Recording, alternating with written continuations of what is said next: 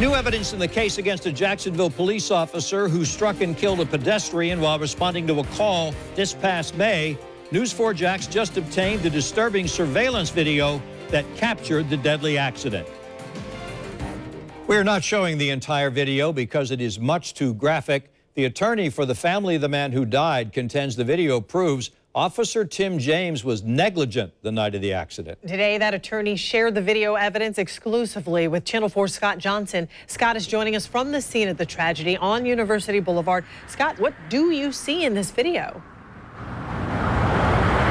Well, Mary, Blaine Land was leaving the sidewalk here after 9 at night, crossing the road. He's getting into one of the interior, I guess it would be northbound lanes here on University when he is hit. The attorney for Bland's family says that he feels the officer didn't appear to even slow down after he hit and killed the man. Surveillance video from a nearby business shows a pedestrian not connected with this case crossing University Boulevard moments before an ambulance drives past. Then seconds later, the video shows Blaine Land trying to cross the same boulevard, and that's when Officer Timothy James drives past, hitting Land and killing him. I don't see Tim James so much as slow down or swerve.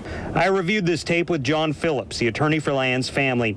He concedes that Land was jaywalking that night, but says the officer was driving with only his headlights on and didn't turn on the patrol car's flashing lights. Phillips also tells me Land's family was not happy when he claims the sheriff's office characterized Land as potentially being suicidal, as well as confusing Land with the other person who crossed the street seconds before. I concede that just like the person in front of him, Mr. Land walked out in front of, not at a crosswalk. And I'll concede that he was wearing dark clothing. At night. At night.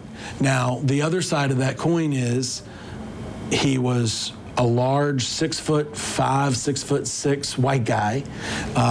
Tim James had his lights on, not the top lights, but the headlights. This isn't the only evidence Phillips has collected on Officer James. He's currently sorting through a mountain of evidence, not only on this case, but on Officer James' past with JSO, including investigations by Internal Affairs and a previously suspended license.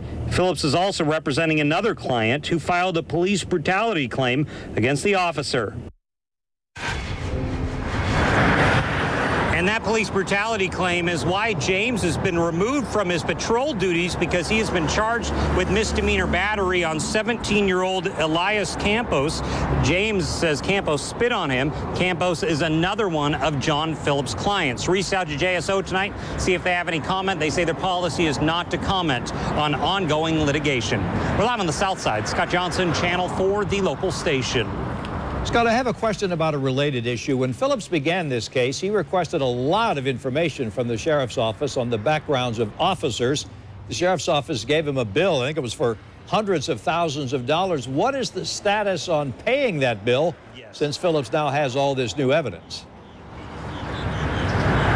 Well, Phillips has been saying that JSO needs to streamline its process of getting public documents available to people like attorneys. He said he's spent around $2,000 right now, and so far has a lot more than what I've been able to show you. I've just been really started going through it.